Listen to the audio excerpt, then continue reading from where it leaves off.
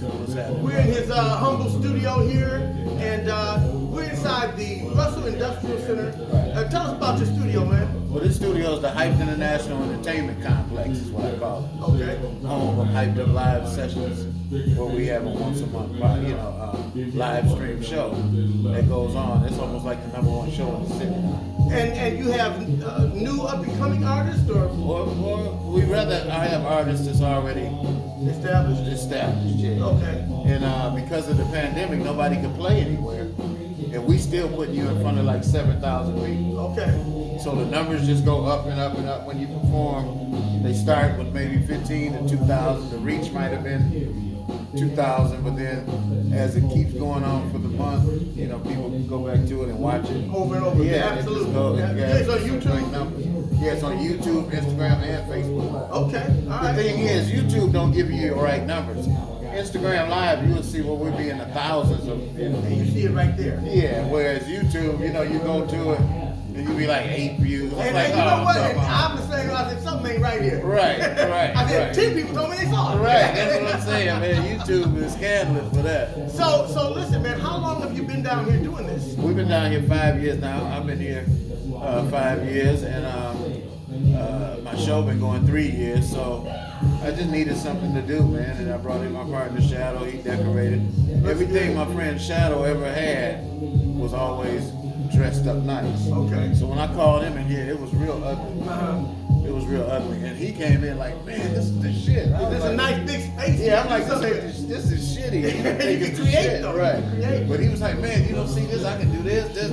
He had a vision. He had a vision. Yeah. I didn't have no vision. Now let's just, for those who don't know, understand who we're talking to right here. T. Money Green is a bass player, legendary. Started off with the Dramatics and played with the Dramatics for how long? 18 and a half years. Toured with them in the studio? Started with him 17. Ryan had to ask my mama, could I go on the road? That's how young I was. What is it like for a 17-year-old kid to be on the road with the Dramatics? At that time, they were the Kings. Man, they were the Beatles and getting bigger, because I was there before Be My Girl came out. After Be My Girl, it was skyrocketing, yeah.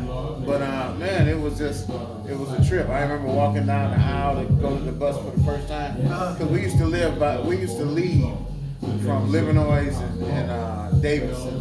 The golf station used to be on the corner. Okay. And the Dramatic, that's where we would leave from. So the wives would come, when we come to town, the wives would come because. But I remember when I walked on the bus for the first time, man. So I see people's hands on this, and I would see some nice rings, and jewelry. I'm walking down Lenny Mays. He was wearing the fork. You know how they had the fork? Oh yeah, bent up, yeah. He had that kind of shit on. LJ had a sweet chain on. I was like, I told my girlfriend I gotta get the ring or something. Get some of this. Yeah, so she ended up buying me a TG ring. A pinky ring. Yeah, my little starter diamond. But man, it was just fascinating. And then, so California was my first show. Oh, okay. And it's a place called Circle Star Theater. Now, Circle Star Theater was a theater in the round. Oh. You ever seen those? Yeah. It's dope, man. Yeah. So when we rehearsed, we was kicking ass at the rehearsal and all this, and Ryan, he looking at me, giving me the thumb up. I'm excited. And then when we came out to do the show, the difference was when the Dramatics came down the aisle and got up there, the stage started turning. It didn't turn at rehearsal. Oh, So you I didn't weren't ready know for that, huh? No. And I was kind of flirting with this girl, like right here, right? And the next thing I know is somebody else. And I'm like, who the fuck?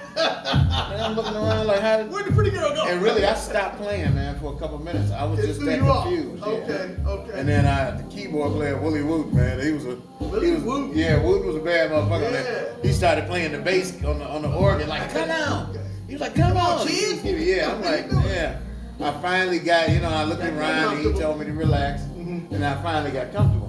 But I did not know the stage was going to, show me that in rehearsals. Right. That's right. I felt a lot better about it. So it turned out to be really, really good. And the next show, I was on, man. Yeah. I had never seen 8,500 screaming ass females before. I would play all the clubs in here, Henry's, Watts Club, Mosaic. I played all of those clubs, and for those size audience, which was perfect. Now you're a big theater.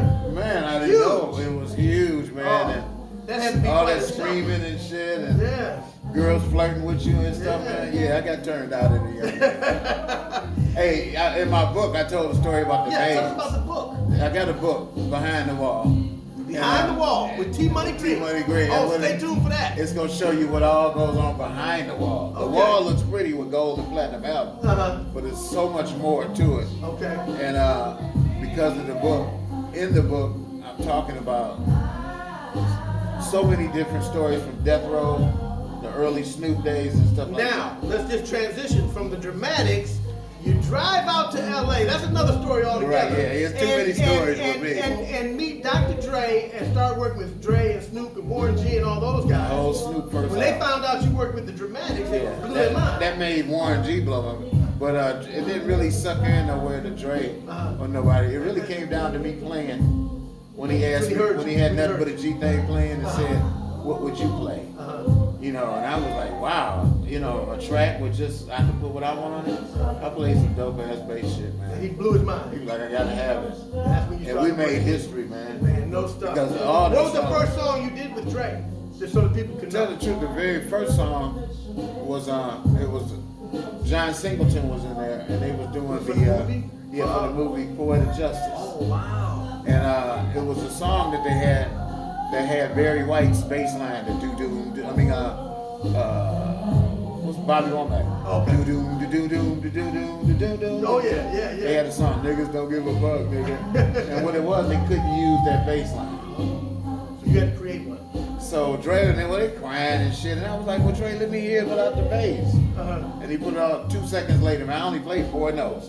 I said, do, do, do, do. He was like, that's it.